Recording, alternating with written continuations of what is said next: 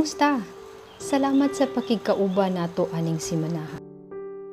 Ang God's Love Videos usa ka Bible-based channel nga naghisgot sa gugma sa Ginoo. Nagsugod ni nga channel sa panahon sa quarantine kay tuyo niini nga muhatag og inspirasyon sa tanan mo tan-aw.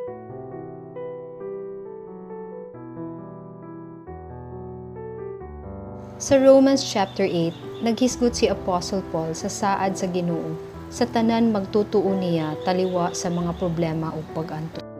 Sa verse 31 atong mabasa, busa unsa may atong ikasulti mahitungod niini, kun ang Ginoo dapit kanato, kinsa pa man ang batok kanato. Siya nga wa mo pahigawas sa iyang kaugalingong anak, kun dili mituglan hinuon kaniya alang kanatong tanan. Dili ba ihatag usab niya kanato ang tanang mga butang uban kaniya? Ang mensahe sa Ginoo para ni sa mga nag-agi og pag-antos tungod sa ilang pagsunod sa sakto ug mga gitudlo sa Ginoo. Nag-atubang baka og pagpanghudlat, pagdaog-daog o pagbugal-bugal tungod sa imong pagsunod sa Ginoo? Kung ang Ginoo naadapig nato, daog na ta. Hadlok baka nga naimawa nimo kay mopili ka sa tarong nga daan? Hinumdumi nga atong Ginoo, gitugyan ang kinabuhi sa iyang kagalingon nga anak para nato. Gawas sa iyang gahom nga mohimo sa imposible nga posible, makasalig ta nga kaya niyang ihatag ang tanan natong pangayoon.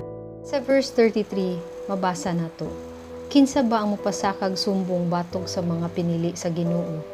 Ang Ginoo mao ang nagapamataron.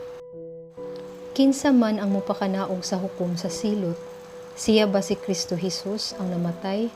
O ang nabanhaw gikan sa mga patay, ang anaa karon sa tuo sa Ginoo, ang nagapangamuyo gyud alang kanato.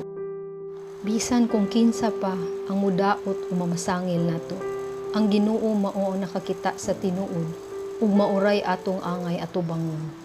Si Jesus Christ nga nagpakamatay para nato, maupod ang mudapig ug mulaban nato atubangan sa Ginoong Amahan. Sa verse 35, kinsa ba ang makapabuwag nato gikan sa gugma ni Kristo? Ang pag-antos ba o ang kasakitan? Ang paglutos o ang gutom? Ang kahubo o ang katalagman? Ang espada ba? Ingon sa nahisulat, tungod kanimo gipamatay kami sa tibuok nga adlaw. Giisip kami nga daw mga karnero nga ihawon. Ang lain pa nga klase nga pag-antos mao ang sobra nga kalisod nga nagtuo ta nga gibiyaan nata sa Ginoo. Salig lang nga bisan unsa kalisod imong maagian aning kalibutana, walay bisan unsa nga makapausab sa gugma sa Ginoo diri kan. Verse 37, dili hinunua ni ining tanang mga butang, labaw pa kita ka mga mananaog pinaagi kaniya nga naghigugma kanato. Kay masaligon ko nga walay kamatayon o kinabuhi, o mga manulunda o mga punuan, mga butang karon o mga butang umaabot, o mga gahom. Katasun o kalawmon o bisan unsa diha sa tibuok kabuhatan, nga makapabuwag nato gikan sa gugma sa Ginoo, sa gugma nga naa kang Kristo Jesus nga atong Ginoo. Ingon ana ka grabe ang gugma sa Ginoo.